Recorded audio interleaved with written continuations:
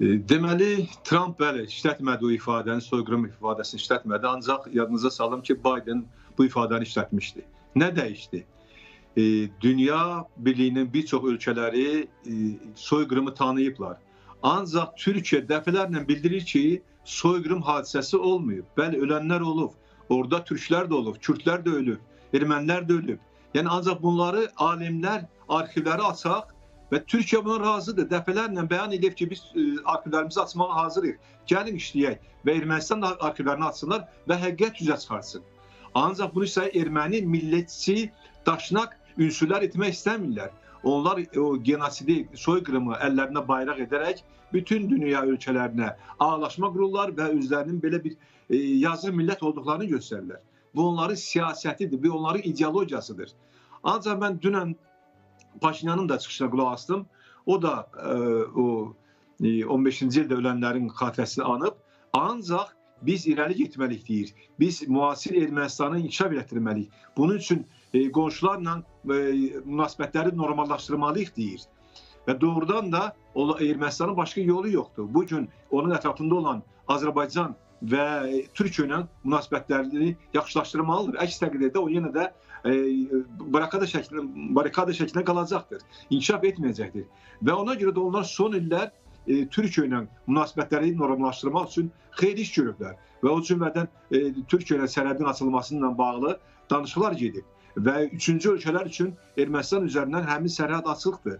Və oradan da ilk karvan yolu, deməli, Suriya yola düşdü. Yəni, bütün bunlar onu göstərir ki, Ermənistanın indiki rəhbərliyi Türkiyə ilə münasibətləri normallaşdırmaq istəyir. Ancaq orada olan millətçi daşnaq ünsürlər bunu daha da qarşısına almaq istəyirlər və Türkiyə-Ermənistan münasibətlərini, eləcə də Ermənistan-Azərbaycan münasibətlərini normallaşmağa qoymurlar. Təbii ki, bütün bunlar keçici bir xarakter daşıyacaq. Hesab edirəm ki, nəhayətdə Türkiyənin dediyi kimi arxivlər açılmalıdır. Arxivlər üzərində məhz Erdoğan dediyi kimi həm Türkiyə alimləri, həm Avropa alimləri, həm Ermənistan alimləri birlikdə açsınlar və üzə çıxartsınlar orada hansı hadisələr olub. Bəli, ermənilər həmişə deməli olduqları ölkədə onların arxasından deməli bıçaq vurmağa ustadırlar. Bunların xarakteri, milli xüsusiyyətləri budur.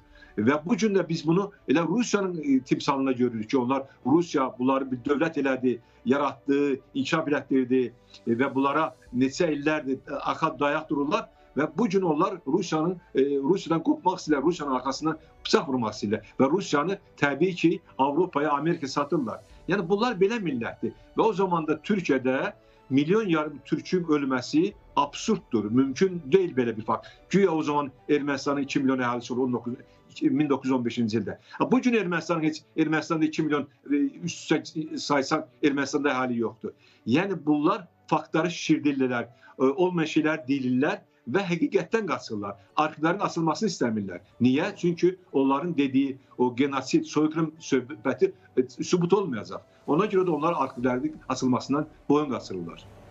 Elşad bəy, 2 dəqiqə zamanımız qalıb. Xahiş edəcəm qısa şəkildə bu kontekstdə Nikol Paşinyan və Köçəryan arasındakı gərginliyi də şərh eləyəsiniz. Elə Paşinyan bu istiqamətdə həmin o bayraqları yandıranları tənqid etdi. Bundan sonra isə Köçəryan açıqlama verdi və indiki hakimiyyəti ikili standartlarla çıxış eləməkdə ittiham elədi. Rusiya bayrağı ilə bağlı hadisəni xatırladaraq.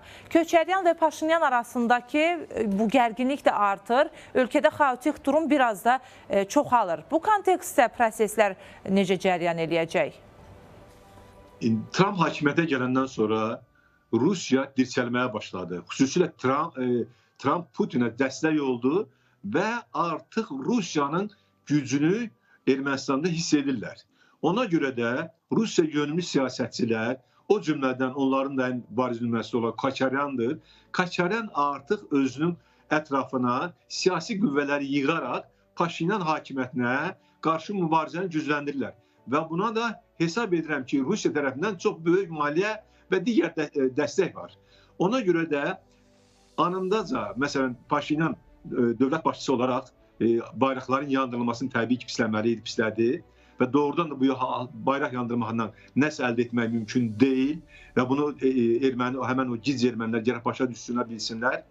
Və bunun cavabında da Koçaryanın 2015-ci ildə həmin Ermənistanda meydanda Paşinyanın ətrafında olan, bu gün hakimiyyətdə olan qüvvələr tərəfindən Rusiyanın bayrağının yandırılmasını istat gətirir və onları bildirir ki, yəni siz ikili standartdan çıxış edirsiniz. Yəni Azərbaycanla Türkiyə bayrağının yandırılmasına etiraz edirsiniz, amma 15-ci ildə özünüz həmin bayraqları yandırdınız.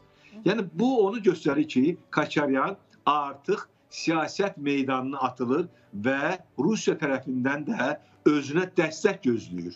İndi gələcəkdə bu dəstək olacaq, olmayacaq, onu demək çətindir və eyni zamanda hesab edirəm ki, Ermənistan əhalisi də Koçaryanı, Sarkisyanı yaxşı tanıyır.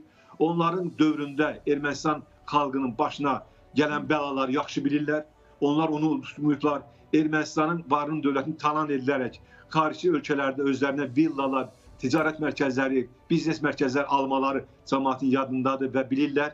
Ona görə hesab edirəm ki, əhalinin böyük əksəriyyəti Koçaryanın və Sarkisyanın arxasında gedəsi deyirlər. Təşəkkür edirik. Hesab edirəm ki, onlar bu gün Paşinyan arasında qalacaqlar.